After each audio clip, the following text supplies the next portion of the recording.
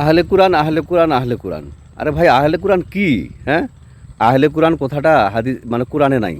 আহলে কুরআন কোনো শব্দও কোরআনে নাই, বরং আসছে আহলে কিতাব।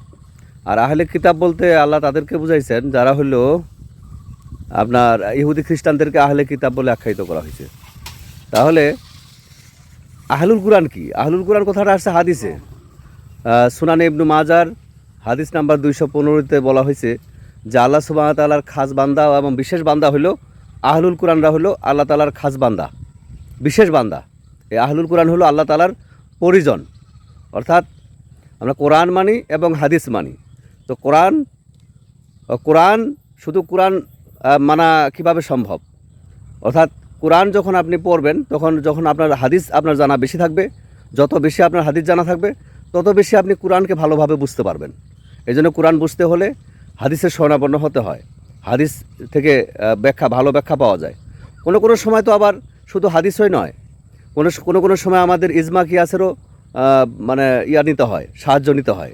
যেমন যুগের পরিক্রমায় কতগুলি মাসালা এমন রয়েছে যে মাসালাগুলা কোরআন এবং হাদিস দিয়ে দেওয়া সম্ভব না।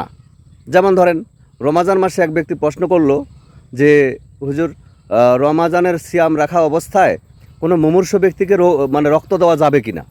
এটা আপনি কোরআন হাদিসে কোথায় পাবেন? ঠিক আছে, এখানে আপনাকে ইজমা কিয়াসের শরণাপন্ন হতে হবে। তো সেজন্য কোরআন মানতে হবে, হাদিসও মানতে হবে, প্রয়োজনে ইজমা কিয়াসও মানতে হবে। ঠিক আছে, যুগের আলোকে যুগের পরিবর্তনে মাসালারও পরিবর্তন আসে। তো আসলে আহলে কুরআন বলতে কোনো কথা কোরআনে নাই, বরং হাদিসেই আছে। হ্যাঁ, শুধু আহলে কুরআন আমরা সবাই আহলুল কুরআন এবং আহলুল হাদিস।